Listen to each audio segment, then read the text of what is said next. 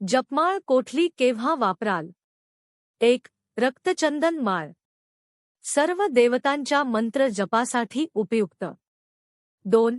कमगठ्ठा माळ, श्री महालक्ष्मीच्या उच्च सेवेसाठी या माळेचा उपयोग करतात. इतर वेळी ही माळ श्रीयंत्रावर ठेवल्याने कर्जमुक्ती होऊन आर्थिक प्रश्न मार्गी लागण्यास सुरुवात होते. 3. रुद्राक्ष माळ, ही माळ धारण केल्यास सर्व प्रकारच्या वाईट शक्तींपासून संरक्षण होते, तसेच या माळेवर जप केल्याने अधिक पटीने फळ मिळते. हृदयविकाराच्या व्यक्तीने ही माळ गळ्यात धारण केल्यास नक्कीच फायदा होतो.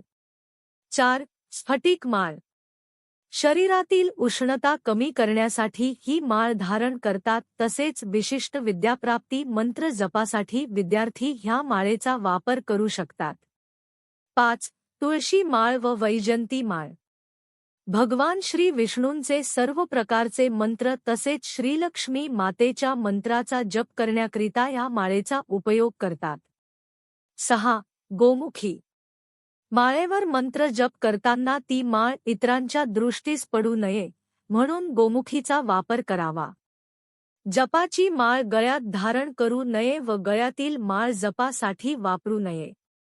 असेच नवनवीन माहिती जाणून घेण्यासाठी आपल्या चॅनलला सबस्क्राईब करा, लाईक करा. धन्यवाद.